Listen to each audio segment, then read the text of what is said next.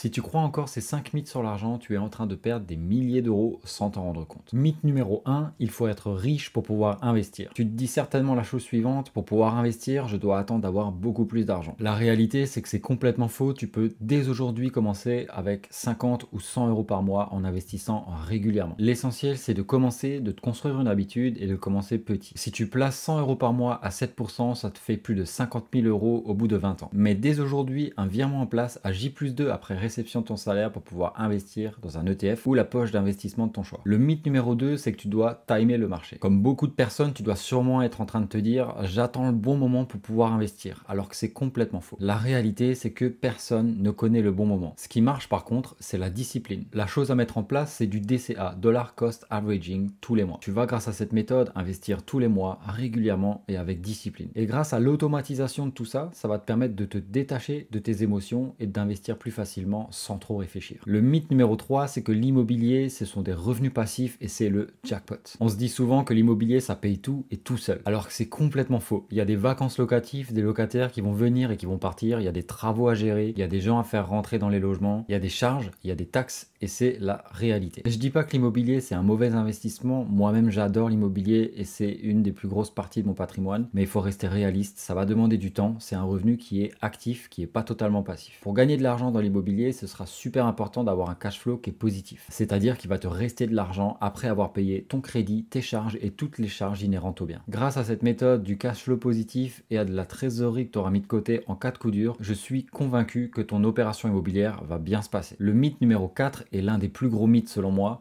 c'est que la dette, c'est mal. Tu es peut-être en train de te dire, zéro dette, c'est beaucoup mieux, je serai plus tranquille, mais il faut faire une comparaison entre les bonnes dettes et les mauvaises dettes. Les mauvaises dettes, ça va être tous les crédits de consommation que tu vas utiliser pour pouvoir t'acheter une plus grande télé, partir en vacances, pour les plaisirs et les désirs impulsifs. La bonne dette, par contre, va être utilisée pour acheter un actif qui lui-même va te générer de l'argent en retour. Et encore mieux, si cet actif se rembourse lui-même grâce au loyer que tu vas toucher, par exemple, dans le cas de l'immobilier. Alors le truc à mettre en place ici, c'est que tu dois utiliser la dette uniquement pour accumuler de plus en plus d'actifs qui vont eux-mêmes te générer des revenus et encore mieux, qui vont se payer tout seuls. Le mythe numéro 5, c'est que budget égale se priver. Tu es peut-être en train de te dire que faire un budget, c'est se frustrer. C'est complètement faux. Justement, la réalité, c'est que faire un budget, c'est de décider toi-même de où va aller ton argent et qu'est-ce que tu vas bien pouvoir en faire. Ici, la règle est simple, tu vas te payer en premier. C'est ce que je disais avant avec le virement J+2. Une partie de ton salaire va partir dans les dépenses essentielles, c'est normal, c'est comme ça. La deuxième partie va te servir à pouvoir investir pour ton futur, pour ta liberté financière. Alors pour conclure cette vidéo, commence petit. Automatise, sois discipliné et surtout chiffre tes projets. Mais le plus important là-dedans, c'est de faire le distinguo entre une bonne dette et une mauvaise dette. Et c'est exactement à ce moment-là où beaucoup de personnes se trompent. Si ce genre de vidéo t'intéresse, commente argent dans les commentaires et abonne-toi à ma chaîne YouTube et à ma chaîne TikTok.